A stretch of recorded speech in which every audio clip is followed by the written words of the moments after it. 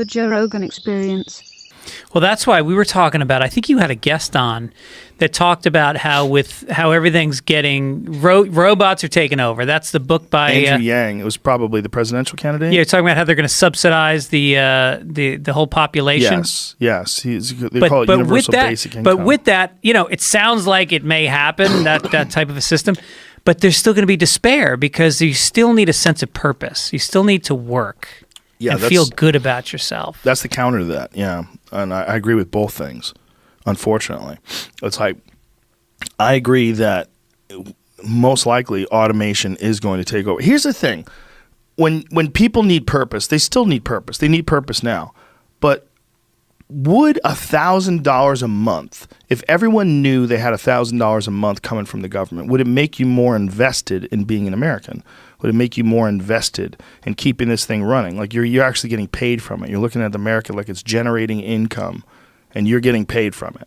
You're getting enough money so you can eat and have a roof over your head. Like if the three of us got $1,000 a month, that's $3,000 a month. There's a place we could get with the three of us is like $1,500 a month, and then the rest of it we would just put into food and whatever. And that's you could live. Right. Weed, hookers. You would live like that. That's a livable wage for enough. If you get enough people to get $1,000 a month, it's not perfect. So it's the not question great. is, how does it make you feel about yourself and about your country? But and this is the question too. Does that stop you from pursuing your dreams? Because it's not like you're getting $50,000 a year. Like if you were getting $50,000 a year, like man, it'd be hard to get me to work. Mm-hmm. If I just had free $50,000 every year, like how much do you really need? If you have an apartment, like it's not easy. I know folks that are making $50,000. Like, hey, you'd be surprised. You don't really save much, and if you have a car and a lease and either a mortgage or an apartment payment, I get it. But if you had $50,000 a year, it would be really hard for you to grind. It'd be really hard for you to really go after something. Mm-hmm. Just be obsessed, unless that's just your style. Unless that's just who you are. Well, it seems like I don't know if it's more manageable way to just socialize medicine and make higher education free. I think both those things are imperative. I really do. I think especially education. Why should it cost money to figure out how to make people more intelligent and contribute better? Wouldn't you want less losers? Wouldn't you want more educated people that have a better understanding of how the world works? Of course you would. Especially since we're a service economy. Yeah. We're not a manufacturing economy anymore. We need people that understand how to manage and to be entrepreneurial and, communicate. Well, just be educated. I mean, if there's more people that are smarter, then you have more competition, then you have more productivity.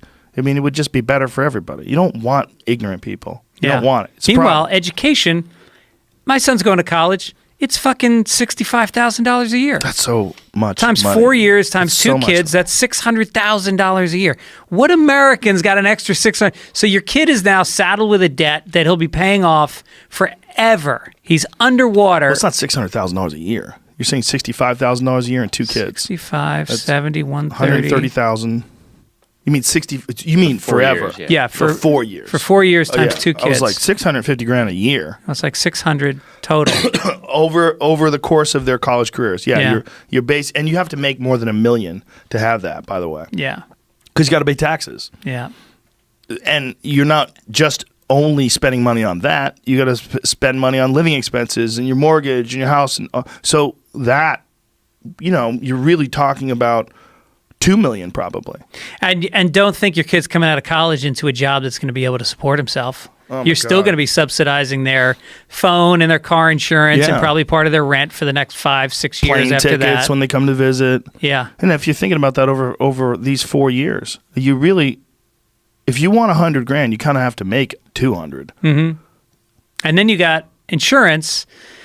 If you're on the market as a family of 4 to get health insurance in California, you're paying $20,000 a year, between $15,000 and $20,000 a year, which means, again, you got to earn 40. A lot of people are moving out of California because of state tax.